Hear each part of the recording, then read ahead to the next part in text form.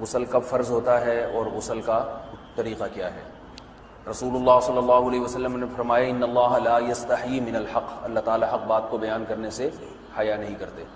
تو غسل کے جو مسائل ہیں ان میں بھی بعض دفعہ کچھ ایسی باتیں آتی ہیں جو بظاہر حیا کے خلاف ہیں، لیکن علم کی ایک بات ہے، سیکھنے اور سکھانے میں حیا اگر کریں گے تو پھر ظاہر ہے ساری زندگی جاہل ہی رہے گا انسان۔ اور غسل کے مسائل سیکھنا اس لیے ضروری ہے کہ غسل جب فرض ہوتا ہے تو جب تک مکمل غسل نہ ہو آپ کی نماز ادا نہیں ہوتی۔ رسول اللہ صلی اللہ علیہ وسلم نے فرمایا الماء من الماء، حدیث ہے کہ غسل فرض ہوتا ہے خواہش نفس کے ساتھ جسم سے منی خارج ہونے سے۔ مرد پہ غسل کب فرض ہوگا؟ جب اس کے جسم سے شہوت کے ساتھ منی خارج ہو۔ منی بالکل سفید رنگ کی چیز ہے، ایک ہوتی ہے مزی۔ شہوت پیدا ہونے سے اگر کسی کے مرد یا عورت کے صرف رطوبت خارج ہونا شروع ہو گئی، اس سے غسل فرض نہیں ہوتا جب تک مکمل شہوت پوری نہیں ہو جاتی اور مادہ منویہ خارج نہیں ہو جاتا، چاہے احتلام کی صورت میں ہو یا کسی بھی طرح سے ہو۔ مردوں کے ساتھ چونکہ یہ بہت زیادہ ہوتا ہے نائٹ فال کی صورت میں، مردوں پر غسل کی یہ صورت بہت زیادہ فرض ہوتی ہے۔ جیسے ہی بلوغت ہوتی ہے تو احتلام شروع ہو جاتا ہے، ہفتے میں 1 دفعہ 2 دفعہ 3 دفعہ، بعض نوجوانوں کو روزانہ بھی 2 دفعہ ہوتا ہے، جبکہ خواتین میں یہ والے غسل کی صورت بہت ہی کم ہوتی ہے کہ ان کو نائٹ فال ہو یا اس طرح سے غسل فرض ہو۔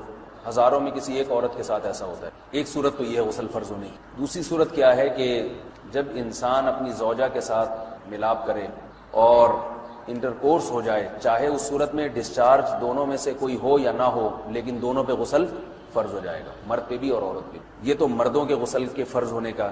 مردوں کے غسل میں ایک چیز یہ بھی ہے کہ اگر آپ نے رات کو نیند کی اور صبح آپ اٹھے اور آپ نے کپڑوں پہ نشان دیکھا، اب آپ کو یہ پتہ نہیں چل رہا کہ یہ منی کا نشان ہے یا مزی کا ہے، تو بھی آپ پر غسل کرنا فرض ہے۔ یہی سمجھا جائے گا کہ یہ آپ خواب میں ڈسچارج ہوئے۔ عورت پر جو غسل فرض ہوتا ہے ایک اور صورت میں ہوتا ہے کہ جب خواتین کو ایام آنا بند ہو جاتے ہیں، حیض یا نفاس سے جب پاک ہو جائیں، تو بھی ان پہ غسل فرض ہے۔ یہ تو غسل کی فرضیت سے متعلق احکام تھے۔ کچھ چیزیں ایسی ہیں جن میں غسل سنت ہے، فرض نہیں ہے۔ جمعہ کے دن غسل کرنا، رسول اللہ صلی اللہ علیہ وسلم نے بہت زیادہ تاکید۔ سنت کی 2 قسمیں ہیں، سنت مؤکدہ اور سنت غیر مؤکدہ۔ مؤکدہ وہ ہوتی ہیں کہ جن کو چھوڑنے کا اگر کوئی معمول بنا لے تو گناہ کا خطرہ ہے، اور ایسا شخص قابل ملامت ہے، اسے شریعت ملامت کرتی ہے، برا بھلا کہتی ہے۔ تو غسل سنت مؤکدہ ہے، ہفتے میں 1 مرتبہ، چاہے جمعے کے دن ہو یا کسی بھی دن ہو۔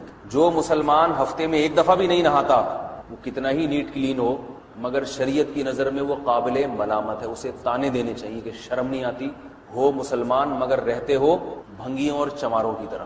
ملامت تو اسی کو کہتے ہیں۔ اس کی دلیل رسول اللہ صلی اللہ علیہ وسلم نے فرمایا، صحیح حدیث ہے، حق علی کل مسلم ان یغتسل کل اسبوع مرۃ، کہ ہر مسلمان پر لازم ہے کہ وہ ہفتے میں کم از کم 1 مرتبہ غسل کرے۔ ہر مسلمان پر لازم ہے، چاہے اس پہ غسل فرض نہ بھی ہو۔ اور کس دن بہتر ہے؟ جمعہ کے دن۔ نبی صلی اللہ علیہ وسلم نے حکم دیا ہے کہ جمعے کے دن غسل کیا جائے۔ امام احمد ابن حنبل کا مذہب یہ ہے کہ جمعے کے دن غسل کرنا واجب ہے، صرف سنت نہیں ہے بلکہ واجب ہے، لیکن جمہور کا مذہب یہ ہے کہ سنت عمل ہے۔ غیر مسلم جب اسلام قبول کرتا ہے تو اس وقت بھی اس کے لیے غسل کرنا سنت۔ جب ہم مردے کو نہلاتے ہیں تو جو مردے کو نہلائے اس کے لیے بھی خود غسل کرنا افضل ہے، سنت عمل ہے۔ عید کے دن غسل کرنا سنت عمل ہے۔ تو یہ وہ تمام مواقع ہیں جن میں غسل کرنا رسول اللہ صلی اللہ علیہ وسلم کی سنت۔ غسل کا طریقہ کیا ہے؟ غسل میں 3 چیزیں فرض ہیں، منہ بھر کے قلی کرنا، ناک میں پانی ڈالنا کہ ناک کی جو نرم جگہ ہے یہ اچھی طرح تر ہو جائے، اور پورے جسم پہ 1 مرتبہ پانی بہا دینا کہ جسم میں بال کے برابر جگہ بھی خشک نہ رہے۔ یہ تو ہے فرض، یعنی یہ کام کسی نے کسی بھی طرح سے کر لیا تو غسل ادا ہو جائے گا، چاہے اس کی نیت غسل کی تھی یا نہیں تھی۔ کوئی آدمی چلتا ہوا جا رہا ہے، پھسل کے تالاب میں گر گیا، پورے غوطے کھا کے باہر نکلا، قلی کر لے اور ناک میں پانی ڈال لے تو غسل اس کا ادا ہو جائے گا۔ البتہ چونکہ نیت نہیں تھی لہذا غسل کا ثواب نہیں ملے گا، ثواب نیت کے بغیر نہیں ملتا انسان۔ دلائل اس کے الگ موضوع ہے کہ اس کی دلیل کیا ہے کہ بغیر نیت کے بھی غسل ہو جاتا ہے، لیکن میں نے بتایا دلائل کا سیشن نہیں ہے، اس میں پھر بات لمبی ہو جائے گی۔ تو یہ تو ہے فرض، پورے جسم پہ پانی بہانا، کلی اور ناک میں پانی۔ سنت طریقہ کیا ہے؟ رسول اللہ صلی اللہ علیہ وسلم غسل کیسے کرتے تھے؟ سنت طریقہ جس پہ جو اختیار کرنا چاہیے وہ طریقہ یہ ہے کہ جب آپ غسل کے لیے بیٹھیں تو سب سے پہلے وہ جگہ دھوئیں جہاں نجاست اور ناپاکی لگی ہو۔ نائٹ فال ہوا، کسی کو احتلام ہوا، تو جہاں جہاں گندگی لگی ہے پہلے اس جگہ کو دھوئیں۔ استنجا کریں، شرمگاہ کو دھوئیں اچھی طرح۔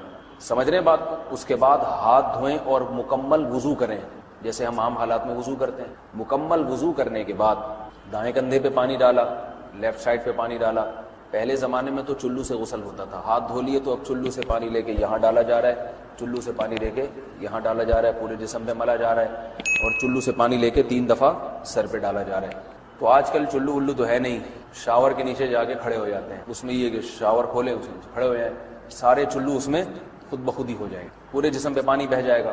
نبی صلی اللہ علیہ وسلم کے دور میں یہ جدید چیزیں نہیں تھیں، شیمپو اور صابن، تو آپ صلی اللہ علیہ وسلم بیری کے پتوں سے غسل کی ترغیب دیا کرتے تھے۔ بیری کے پتوں کو اگر پانی میں پکایا جائے تو پانی میں میل کچیل صاف کرنے کی صلاحیت بہت بڑھ جاتی ہے۔ ہمارے زمانے میں اس تکلف کی ضرورت نہیں ہے، صابن ملتے ہیں اس سے نہایا کریں، بہرحال کہنے کا مقصد ہی تو یہ سنت طریقے سے غسل ہو جائے گا آپ کا۔ سمجھ رہے ہیں بات کو؟ سب سے پہلے استنجا کیا، اس کے بعد وضو کر لیا، اس کے بعد غسل کر لیا۔ اگر کسی نے غسل میں وضو نہیں کیا اور ویسے ہی پورے جسم پہ پانی بہا دیا تو بھی اس کا وضو خود بخود ہو جائے گا، اس غسل سے وہ نماز پڑھ سکتا ہے، کیونکہ بعض لوگ غسل کرنے کے بعد دوبارہ وضو کر رہے ہوتے ہیں، اس کی ضرورت نہیں ہے، کیونکہ جب غسل کرتے ہیں تو وضو والے اعضاء تو خود بخود اس میں دھل جاتے ہیں۔ یہ ہے غسل کا طریقہ۔ وضو کیسے ٹوٹتا ہے؟ جن چیزوں سے غسل فرض ہوتا ہے ان چیزوں سے وضو تو بہرحال ٹوٹتا ہی ہے، اس کے علاوہ بھی وضو ٹوٹتا ہے۔ اس سے پچھلے لیکچر میں نے کچھ تفصیل بتائی تھی کہ نجاست جسم سے کہیں سے بھی خارج ہو جائے یا نجاست نکل کے بہہ پڑے، اگر قضاء حاجت کی جگہوں سے نجاست خارج ہوئی ہے تو نظر بھی آ جائے وضو ٹوٹ جائے گا، اور قضاء حاجت کے علاوہ جگہوں سے اگر نجاست خارج ہوئی ہے، خون وغیرہ ہے جیسے، تو جب تک نکل کے بہے گا نہیں تو اس وقت تک وضو نہیں ٹوٹے گا۔ سمجھ رہے ہیں بات کو؟ وضو کا طریقہ کیا ہے؟ سب سے پہلے دونوں ہاتھوں کو دھویا جائے، 3 دفعہ کلی کی جائے، مسواک کی جائے، 3 دفعہ ناک میں پانی ڈالا جائے، پھر پورے چہرے کو پیشانی، یہ جو ہے جہاں سے پیشانی ہماری شروع ہو رہی ہے اور تھوڑی کے نیچے، تھوڑی جہاں ختم ہو رہی ہے، اور ایک کان کی لو سے دوسرے کان کی لو تک 4 اعضاء ہیں وضو میں دھونا فرض ہیں۔ 1 چہرہ، نمبر 2 بازو، نمبر 3 سر کا مسا، چوتھائی سر، اور نمبر 4 پاؤں کو دھونا۔ اس کی دلیل قرآن مجید کی مشہور آیت ہے فَاغْسِلُوا وُجُوهَكُمْ وَأَيْدِيَكُمْ إِلَى الْمَرَافِقِ۔ اللہ فرماتے ہیں ایمان والو، جب نماز کا ارادہ ہو تو اپنے چہروں کو اور اپنے ہاتھوں کو دھو، سر کا مسا کرو اور پاؤں کو ٹخنوں سمیت دھو۔ دھونے کا حکم ہے قرآن مجید۔ البتہ سر کے بارے میں یہ نہیں ہے پورے سر کا مسا کرو، بلکہ آ رہا ہے وَامْسَحُوا بِرُؤُوسِكُمْ، با کا لفظ ہے، با آتی ہے تبعیض کے لیے کہ سر کے بعض حصے کا مسا۔ اب بعض حصے کا قرآن حدیث میں کہیں تذکرہ نہیں ہے، تو اس میں فقہاء کرام کے اجتہادات ہیں۔ امام شافعی فرماتے ہیں تھوڑا سا بھی ٹچ کر لیا سر کو ہو جائے گا، امام ابو حنیفہ فرماتے ہیں نہیں، کم از کم 1/4 کا ہونا ضروری ہے۔ سب کے اپنے اپنے دلائل ہیں، ان دلائل میں نہیں جاتا۔ فقہ حنفی کو جو فالو کرنے والے ہیں تو ان کو چاہیے کم از کم 1/4 سر کا مسا، یہ فرض ہونے کے لیے ضروری، مگر سنت کیا ہے؟ پورے سر کا مسا۔ نبی صلی اللہ علیہ وسلم دونوں ہاتھوں کو بھگو کے پورے سر کا مسا کرتے تھے ایسے۔ سمجھ رہے بات کو؟ اور مسا کے جو یہ ٹیکنیکل طریقے ہیں کہ آپ یوں پہلے انگلی بنائیں، پھر یوں لے کر جائیں، پھر یوں گھما کے لائیں، پھر یوں، یہ ٹیکنیکل طریقے حدیث سے ثابت نہیں۔ مسا کا طریقہ کیا ہے؟ بھیگا ہوا ہاتھ لے کے ایسے پورے سر ہو گیا۔ پھر حدیث میں یہ بھی ہے کہ یوں لے جاؤ اور یہ بھی ہے کہ واپس بھی لے کر آؤ، دونوں طرح سے ثابت۔ تو ایسے بھی کر سکتے ہیں کہ یوں لے جائیں، اور ایسے بھی کر سکتے ہیں لے کے جائیں اور پھر واپس بھی لے آئیں، دونوں طریقے جائز ہیں، لیکن کم از کم سنت اتنی ہے کہ پورے سر کا مسا ہونا چاہیے۔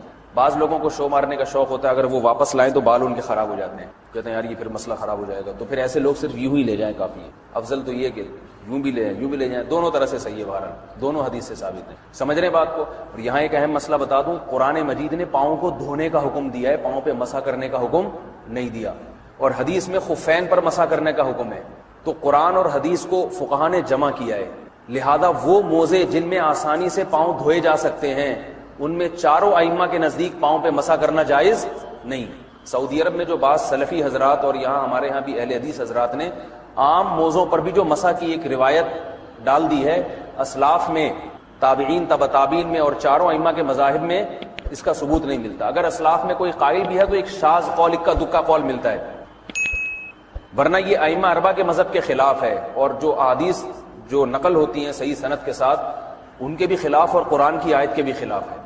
اس لیے کسی نے عام ساکس پہ اگر مسا کر لیا، جو عام طور پہ آفس پہن کے جاتے ہیں لوگ، اس میں تو پاؤں، آپ اگر ساکس کو پانی کے نیچے رکھیں پورا پاؤں دھل جائے گا آرام سے، تو وہاں کیا ہو رہا ہے کہ قرآن مجید کے حکم کی مخالفت لازم آ رہی ہے، آپ پاؤں دھو نہیں رہے۔ تو اس لیے ہم یہ سمجھتے ہیں کہ اس صورت میں نماز ادا نہیں ہوگی۔ سعودی عرب میں بعض سلفی حضرات نماز پڑھاتے ہیں، وہ ایسے ہی کرتے ہیں کہ عام ساکس پہ مسا کر کے نماز پڑھا لیتے ہیں. تو فتویٰ اسی پر ہے کہ ان کی اگر کسی کو یقین ہے کہ اس نے عام ساکس پہ مسا کر کے نماز پڑھائی ہے تو اس کے پیچھے نماز ادا نہیں ہوگی، کیونکہ قرآن کے مطابق اس کا وضو ہوا ہی نہیں ہے.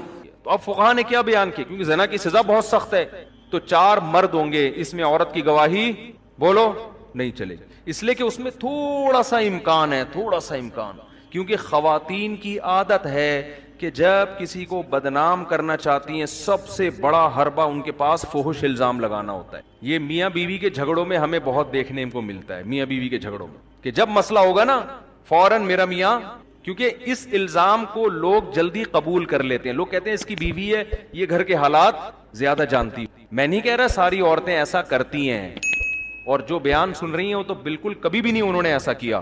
میں صرف یہ کہہ رہا ہوں کہ فحش الزام لگانے کے معاملے میں مردوں میں کی بجائے عورت میں یہ الزام کا ریشو زیادہ ہے. یعنی مرد بھی فحش جھوٹے الزام لگا سکتے ہیں، مگر عورتوں میں یہ والے الزام لگانے کا ریشو مردوں سے زیادہ ہے. جب بدنام کرنا ہوگا یہ بندہ ایسا ہے، یہ یوں ہے، یہ یوں ہے، اس میں بعض دفعہ صحیح بھی الزام ہوتے ہیں لیکن بہت دفعہ غلط الزام بھی ہوتے ہیں. تبھی نبی صلی اللہ علیہ وسلم جب عورت کو بیعت کیا کرتے تھے تو آپ ان سے یہ ایگریمنٹ لیتے کہ وَلَا يَأْتِينَ بِبُهْتَانٍ يَفْتَرِينَهُ بَيْنَ أَيْدِيهِنَّ وَأَرْجُلِهِنَّ، کسی پر کبھی زندگی بھر فحش الزام نہیں لگاؤ گی. سمجھتے ہو؟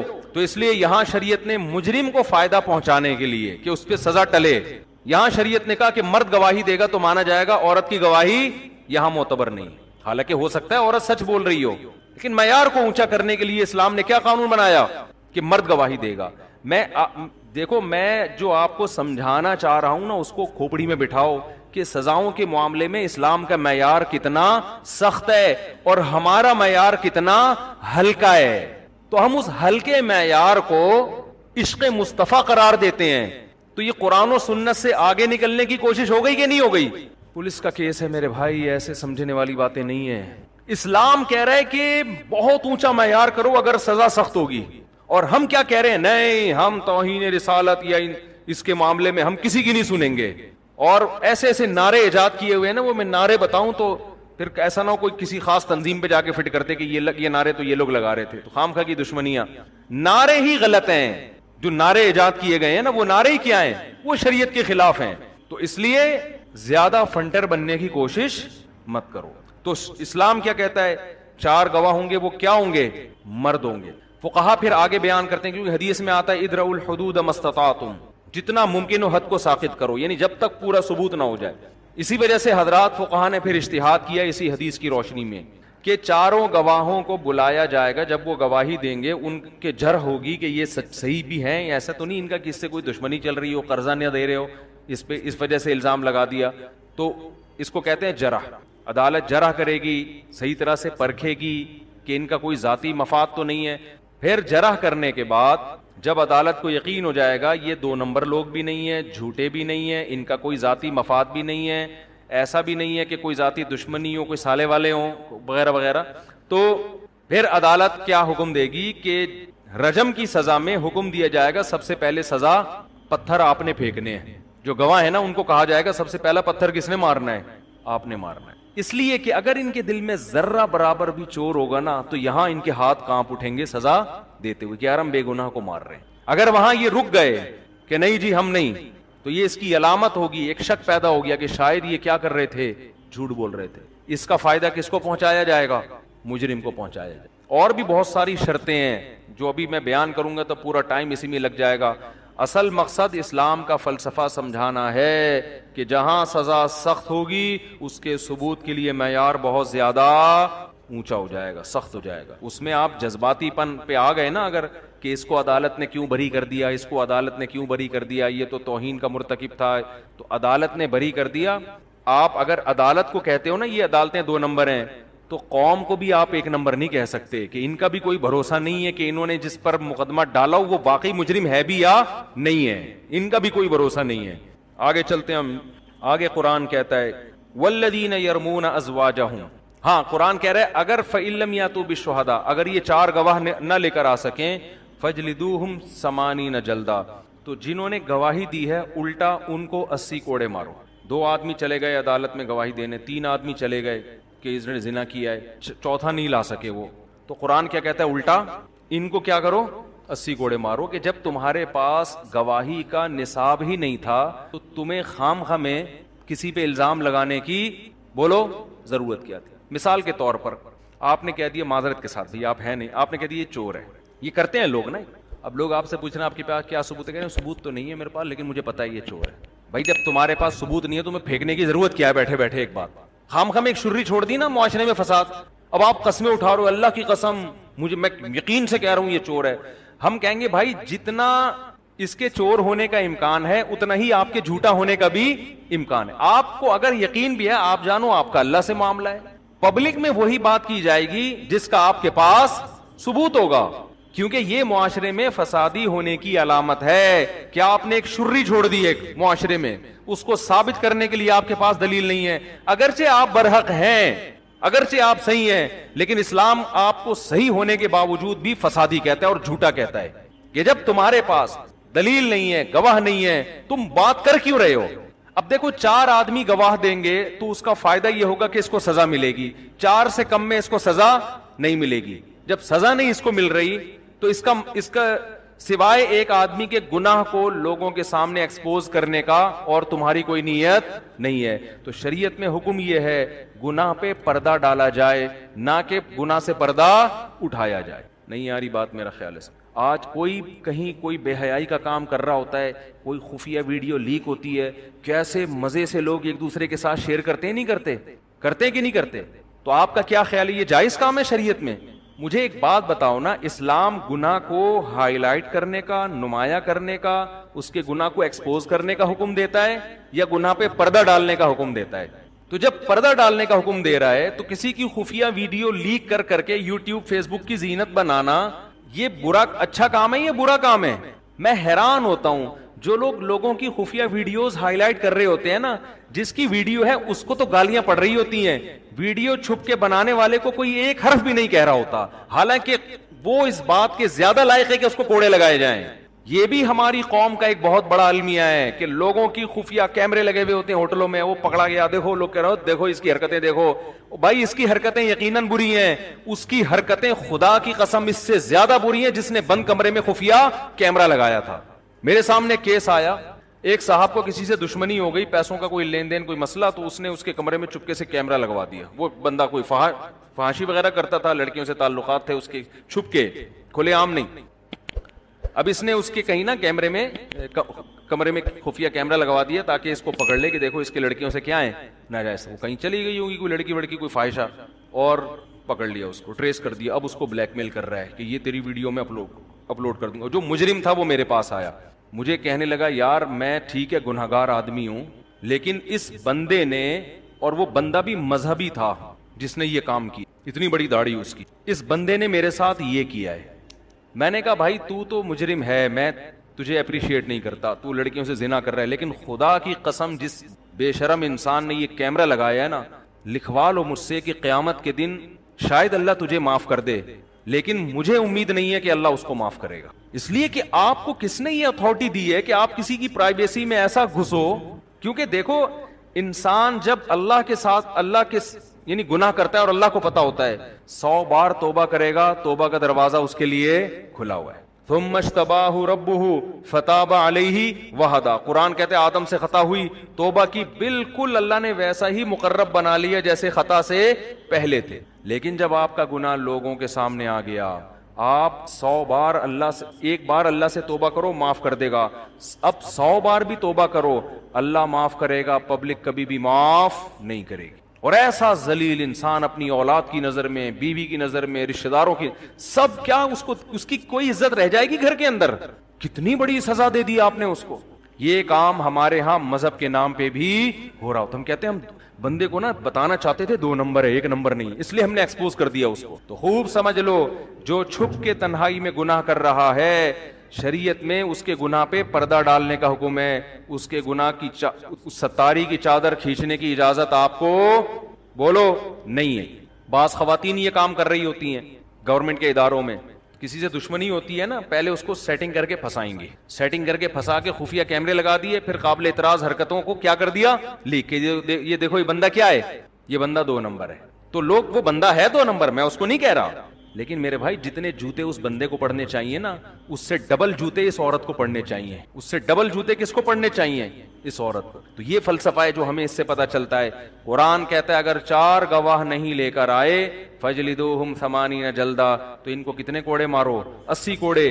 ایک سزا تو 80 کوڑے کی، اور دوسری سزا کیا ہے؟ ولا تقبلوا لهم شہادتا ابدا، اور آج کے بعد ان کی گواہی کسی بھی معاملے میں کبھی بھی قبول نہیں ہوگی، ہمیشہ کے لیے کالعدم، کبھی بھی ان کی گواہی قبول نہیں ہوگی۔ ہمارے ہاں تو ایسا ہوتا ہے کہ سپریم کورٹ کی طرف سے کسی کو چور قرار دینے کا ٹھپا لگا دیا جاتا ہے، نہ صرف یہ کہ اس کی گواہی قبول ہوتی ہے، اس کو ملک کا صدر اور پراپر طریقے سے وزیر اعظم بنا دیا۔ گواہی تو بہت چھوٹی چیز ہے ہمارے ملک میں، پراپر طریقے سے بنا دیے جاتے ہیں۔ الحمدللہ اب دوبارہ بننے کے چانسز اللہ نے چاہا تو ہو گئے ہیں، اور انشاءاللہ اس سے پیٹرول بھی سستا ہو جائے گا، اور حج 7 لاکھ سے دوبارہ کس پہ آ جائے گا؟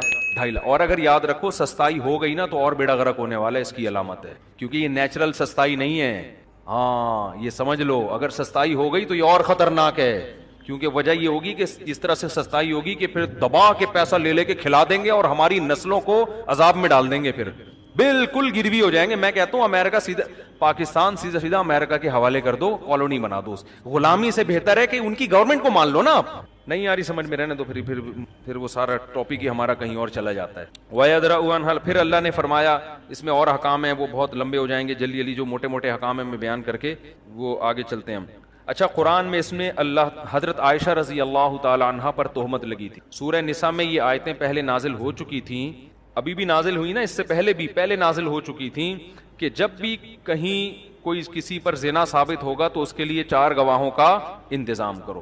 امی عائشہ رضی اللہ تعالی عنہ پر منافقوں نے تہمت لگائی، کسی کو کا مشاہدہ نہیں تھا، کسی نے اپنی آنکھوں سے نہیں دیکھا، ایک فتنہ معاشرے میں پھیلا دیا، اور بعض معصوم صحابہ بھی اس کے اندر مبتلا ہو گئے۔ تو قرآن میں پھر نبی حضرت عائشہ رضی اللہ تعالی عنہ کی برات کا اعلان کیا۔ اس کو واقعہ افک کہتے ہیں، افک کہتے ہیں جھوٹ کو، یعنی ایک جھوٹ کا واقعہ جو امی عائشہ رضی اللہ تعالی عنہ پر تہمت لگائی گئی۔ قرآن نے 2 عورتوں کی پاک دامنی بیان کی، ایک حضرت مریم کی اور ایک حضرت عائشہ رضی اللہ تعالی عنہ کی۔ حضرت عائشہ فرماتی ہے مجھے یقین تھا کہ اللہ میری پاک دامنی بیان کرے گا، لیکن میں یہ سوچ بھی نہیں سکتی تھی کہ قرآن کی آیتوں کا حصہ بنا دے گا اللہ تعالیٰ اسے۔ اسی وجہ سے علماء کا اجماع ہے کہ اگر حضرت عائشہ کو کوئی بدبخت معاذ اللہ نقل کفر فاحشہ کہتا ہے تو وہ اسلام سے خارج ہے، کیونکہ قرآن کی کہ پورے 2 رکوع ہیں جن کا وہ انکار کر رہا ہے، اور بعض بدبخت آج ایسے ہیں جو اپنے آپ کو مسلمان بھی کہتے ہیں اور حضرت عائشہ پر تہمت بھی لگاتے ہیں۔ تو اور قرآن نے یہ کہا الخبیثات للخبیثین والخبیثون للخبیثات، ناپاک مرد ناپاک عورتوں کے لیے اور ناپاک عورتیں ناپاک مردوں کے لیے۔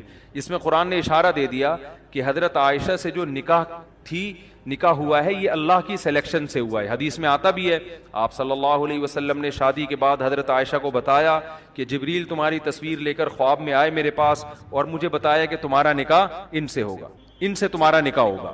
تو یہ پیشکش حضرت ابو بکر کی طرف سے تھی، خوب سمجھ لیں۔ نبی نے اس خواب کے بعد خود نکاح کا پیغام نہیں دیا کہ اے حضرت ابو بکر سے کہو کہ دیکھو مجھے خواب میں یہ دکھائی تمہاری بیٹی دکھائی گئی ہے کہ ان سے میرا نکاح ہوگا، نہیں، یہ خواب آپ نے محفوظ رکھا۔ حضرت ابو بکر نے جب نکاح کیا تو اس کے بعد نبی نے امی عائشہ کو بتایا کہ مجھے خواب میں یہ خوشخبری سنائی جا چکی تھی۔ تو اس میں اللہ نے بتا دیا کہ اللہ کی طرف سے پیغمبر کے لیے سلیکشن کسی معاذ اللہ نقل کفر فاحشہ عورت کی نہیں ہو سکتی۔ اس پہ بعض لوگ اعتراض کرتے ہیں کہ حضرت نوح علیہ السلام کی بیوی بھی تو کافر تھی، لوط علیہ السلام کی بیوی بھی تو کافر تھی، دونوں پر عذاب آیا، تو اس کا مطلب پیغمبر کی زوجہ بھی معاذ اللہ کوئی کافر عورت بھی ہو سکتی ہے۔ تو خوب سمجھ لو، کافر ہونا الگ بات ہے، فاحشہ ہونا الگ بات ہے۔ بیوی کا کافر ہونا اتنا بڑا عیب نہیں ہے، یہ بے عزتی کا ذریعہ نہیں ہے۔ آپ کی بیوی 2 نمبر ہو، یہ آپ کے لیے بے عزتی کا مقام ہے۔ اس عیب سے اللہ پیغمبروں کو محفوظ رکھتے ہیں، کیونکہ یہ نسب میں خلل ہو جائے گا نا۔ ارے بھائی آپ کی وائف غیر مسلم ہے، غیر مسلم عیسائی یہودی ہوتی ہیں، شریعت نے مسلمان مرد کو اجازت دی نا شادی کرنے کی۔ بھائی اسلام میں جائز ہے کہ آپ کی بیوی یہودی بھی ہو سکتی ہے، یہ نہیں کہ مسلمان ہے تو یہودی ہو جائے، پہلے سے کوئی یہودی ہے تو آپ اس سے شادی کر سکتے ہیں، حالانکہ وہ کیا ہے؟ کافر ہے۔ عیسائی ہے، آپ اس سے شادی کر سکتے ہیں، حالانکہ وہ کیا ہے؟ کافر ہے۔ کوئی حرج نہیں ہے اس میں، یہ عیب نہیں ہے۔ بہت سے صحابہ نے، بہت سے تو نہیں، بعض صحابہ نے کیے عیسائی عورتوں سے بھی، یہودی عورتوں سے بھی۔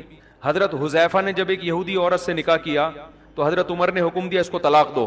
انہوں نے کہا حرام ہے تو طلاق دوں, حرام نہیں ہے تو کیوں دوں طلاق بھائی میں. انہوں نے کہا مجھے حرام ہونے کا نہیں, مجھے ڈر ہے فاحشہ نہ ہو.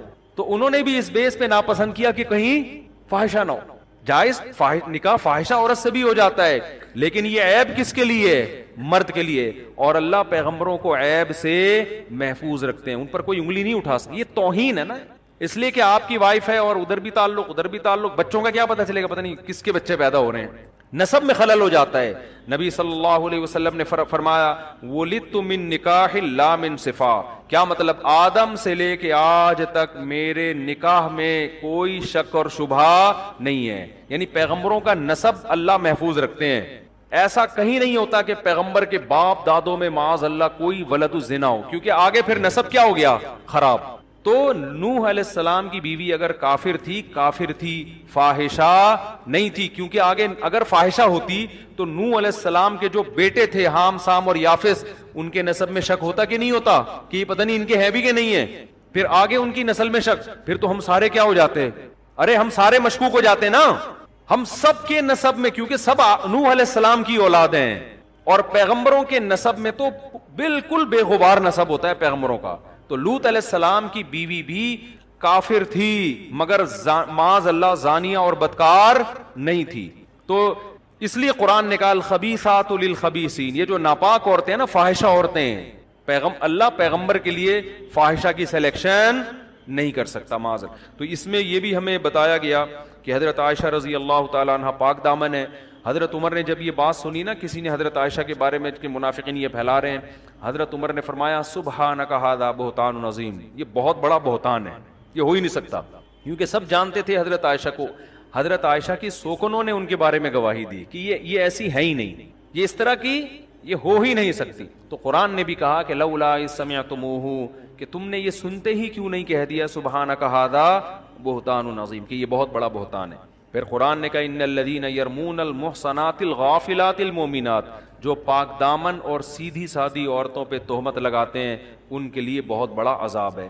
لڑکی آن لائن پڑھا سکنا ہے, وہ لڑکیوں کو پڑھانا ہر آدمی کے حالت پہ سے مختلف ہے. ٹھڑک کے اعتبار سے بھی ہر ایک کی حالت, پھر مزاج کے لحاظ سے, لڑکیوں کے لحاظ سے. اس میں کوئی ایک فتویٰ سب پہ نہیں لگایا جا سکتا. نارملی تو ایک جوان لڑکا جوان لڑکی کو اگر آن لائن یہ صرف فون پہ بھی پڑھائے گا تو فتنے کا اندیشہ ہوگا. وہ لڑکا لڑکا نہیں ہے جو لڑکی سے گپ شپ لگائے اور اس کی لڑکی کی طرف اٹریکشن نہ بڑھے, الا یہ کہ وہ شادی شدہ ہو, جذبات کی تسکین, یا وہ لڑکی کی آواز اتنی بھدی ہو یا وہ اتنی بھدی ہو کہ کوئی اٹریکشن کی صورت ہی نہیں ہے. نارملی ایسا نہیں ہوتا. تو لڑکے کی ڈیفینیشن یہ ہے, لڑکا اور لڑکی کا فرق کسے کہتے ہیں؟ یہ جو اللہ نے دونوں کو الگ الگ جنس بنایا, یہ یہی ہے نا کہ دونوں ایک دوسرے کی طرف مائل ہوتے ہیں, اور اسی میلان کی بیس پہ تو انسان شادی کرتا ہے.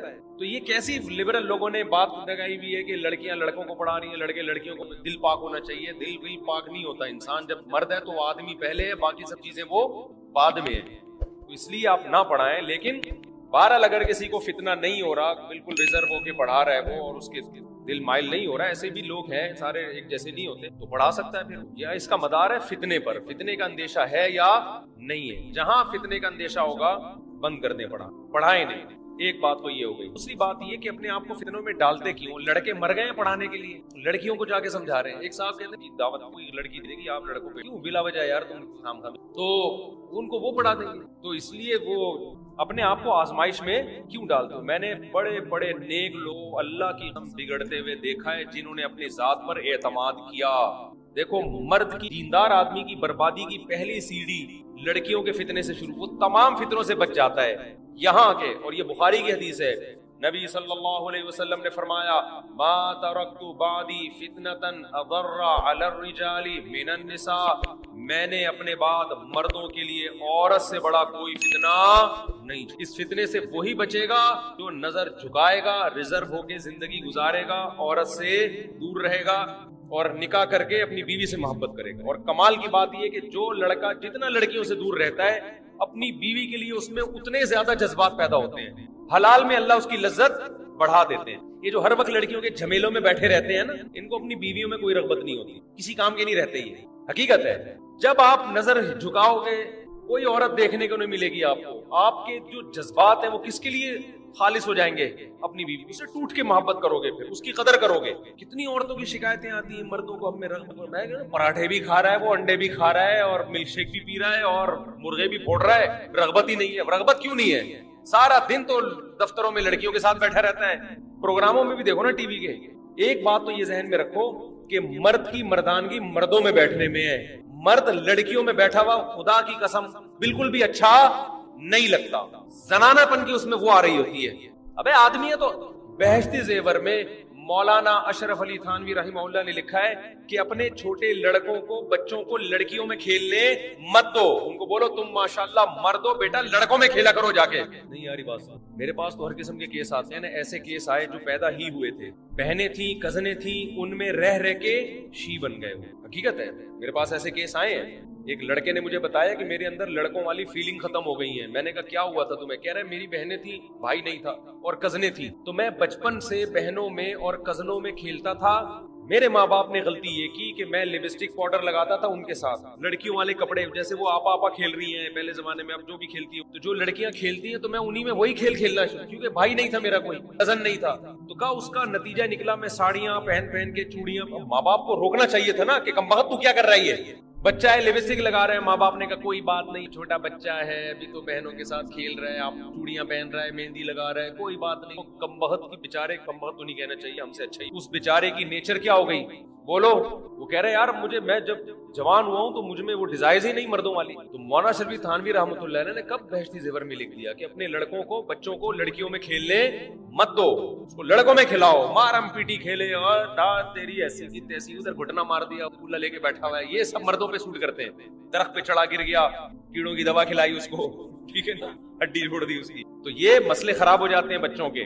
تو اسی طرح کو ایجوکیشن میں بھی لڑکوں میں زنانہ پن آنا شروع ہو جاتا ہے. کو ایجوکیشن میں جو بچے پڑھتے ہیں نا، لڑکیاں دیکھ کے ان میں اس کو آدمی دکھاؤ اپنے جیسے، مردانگی پیدا ہوگی اس میں. لڑکیوں کو لڑکیوں میں کھیلنے دو، لڑکیاں لڑکوں میں کھیل کے خراب ہوتی ہیں. سمجھتے ہو؟ جو نیچر ہے اس کو تبدیل مت کر. اس لیے آپ دفتروں میں بیٹھے ہو، لڑکیوں کے ساتھ نہ بیٹھا. میں ابھی جہاز میں جا رہا تھا تو میری جو سیٹ تھی نا، بڑی لبرل قسم کی کوئی ینگ خاتون میرے ساتھ بیٹھی ہوئی، میرے ساتھ نہیں بیٹھی ہوئی، یعنی وہ جو سیٹ پہ بیٹھی ہوئی ان کی سیٹ کے ساتھ میری سیٹ، تو بالکل ان کے بال کھلے ہوئے اور عجیب سا لباس انہوں نے پہنا ہوا. اب میری سیٹ بالکل ان کے ساتھ، میرے ساتھ میرا ایک شاگرد بھی تھا. تو مجھے یہ نہیں تھا کہ میں یہاں بیٹھ جاؤں گا تو مجھے کوئی فتنہ ہوگا. اب تو ہم ایک عمر بھی ہوتی ہے نا انسان کی، ٹین ایجز تھوڑی ہیں ابھی ہم. مجھے الحمدللہ کوئی فتنے کا خوف نہیں تھا کہ میں ان کے ساتھ بیٹھوں گا تو میرے جذبات ادھر، وہ میرے لیے وہ بہن جیسی تھی. لیکن مجھے بیٹھتے ہوئے عجیب سا لگ رہا تھا کہ یار میں کیا اس کے ساتھ، میں آدمی ہوں، میں کیوں بیٹھوں یہاں، میں کیوں بیٹھوں نا. مجھے اپنے حساب سے شرم آ رہی تھی. یا تو چلو پراپر ڈریس میں ہوتی، اب نیم برہنہ سا لباس ہے اور بال کھلے ہوئے ہیں اور بالکل ینگ سی لڑکی. مجھے عجیب سا لگا میں آدمی ہوں کہ میں نہیں بیٹھوں گا. سمجھ رہے ہو نا؟ مجھے شرم آ رہی تھی، حقیقت بتاؤں تو. میرے شاگرد تھے، میں نے اس سے کہا آپ یہاں بیٹھ جاؤ، اپنی سیٹ مجھے دے دو. اب وہ بھی شرمیلا، وہ انجینئر بھی ہے یونیورسٹی میں، پروفیسر بھی ہے اور ہمارا شاگرد ہے، عالم بھی ہے. تو میں نے کہا آپ یہاں بیٹھ جاؤ. کہہ رہے نہیں استاد جی آپ بیٹھو. اب میری طبیعت میں مزاق ہے. میں نے کہا یار دیکھو آپ پورے سفر میں آپ نے اتنی خدمت کی ہے نا، اتنی خدمت کی آپ نے، تو میں اس کا آپ کو کچھ انعام دینا. اس کا انعام یہ کہ یہاں اس مبارک سیٹ پہ کون بیٹھے گا؟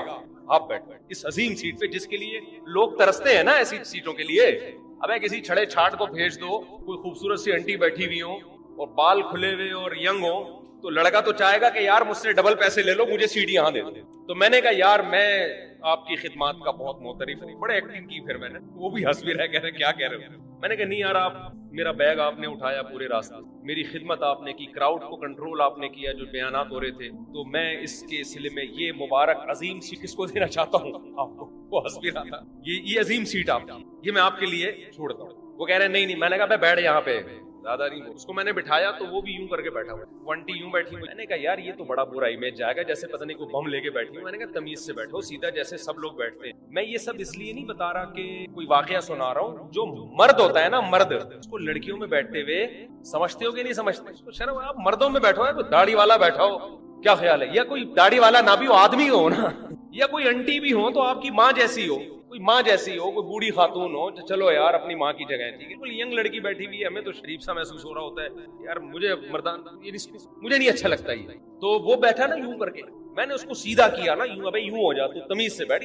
برا اثر پڑتا ہے نا کہ پتہ نہیں وہ اگلا وہ لڑکی سمجھے گی کہ پتہ نہیں کیا یہ نفرت کر رہا ہے مجھ سے یا کچھ زیادہ ہی اس کو فتنے کا اندیشہ ہو گیا ہے. تو بھائی تمیز سے منہ ادھر کر کے بیٹھ جاؤ جیسے سب بیٹھے ہوئے. خیر اس انٹی کو ہی خیال ہوا لڑکی کو تھوڑی دیر میں وہ کسی بہانے سے سیٹ پہ بیٹھ گئی. جا اس نے سیٹ ہی چینج کر دی. اس کو اندازہ ہوا کہ یوں کر کے جو بیٹھا ہوا ہے نا اچھا نہیں گیا یہ امیج اچھا نہیں. آپ بیٹھو تو آپ نارمل بیٹھو, جیسے زیادہ تقویٰ کیوں دکھا رہے ہو بھائی کہ جیسے ہمیں یہ کیوں شو کر رہے ہو کہ ہمیں نفرت. ریزرو رہو جیسے سب بیٹھے ہوئے ایسے بیٹھے جاؤ. تو خیر کہاں سے بات چل رہی تھی, وہ ایک مولانا صاحب تھے اسمبلی کے ممبر تھے, غالباً مولانا غوث ہزاروی رحمۃ اللہ علیہ تھے. تو وہ کہیں جا رہے تھے مری سفر پہ, ان کی ساتھ کی سیٹ خالی تھی. اب بالکل کوئی ینگ لڑکی آ کے ان کے ساتھ بیٹھ گئی. اب ان کو تھوڑی شرم آئی کہ یار میں مولوی آدمی, بالکل ہی ایک جوان لڑکی میرے ساتھ بیٹھ گئی ہے, کو تھوڑی شرم آئی. اب اس کو ہٹائیں کیسے کہ بھئی آپ اپنی اسی سیٹ پہ جا کے بیٹھے, کیسے ہٹائیں. تو انہوں نے اس سے بات چیت شروع کر دی, محترمہ آپ کہاں جا رہی ہیں؟ اس نے کہا میں مری جا رہی ہوں. اس نے کہا آپ کہاں جا رہے ہیں؟ انہوں نے کہا میں بھی مرا جا رہا ہوں. وہ فوراً اٹھ کے چلی گئی, فوراً اپنی سیٹ چینج کر دی اس نے. سمجھ میں آئی بھائی؟ اچھا خیر, تو خلاصہ یہ نکلا آدمیوں میں رہا کرو, آدمیوں میں کھیلا کرو. آپ کے لیے اللہ نے صرف آپ کی بیوی کو بنایا, بس کزنوں میں نہیں کھیلا کرو جا کے. زنانے میں گھسرا ہوتا ہے. اب تو شادیوں میں کو ہو گیا, پہلے تو لڑکیاں الگ, تو جو لڑکا تمبو سے جھانک رہا ہوتا تھا نا اور زنانے میں گھسرا ہوتا تھا وہ گندا لڑکا کہلاتا تھا. آدمیوں والے کھیل کھیلو, آدمیوں میں رہو, اس سے مردانگی پیدا ہوگی تمہارے اندر. سمجھتے ہو؟ عورتوں میں رہتا ہے وہ آدمی میں ہی سے آہستہ آہستہ شی پنا اس میں آنا شروع ہو جاتا ہے.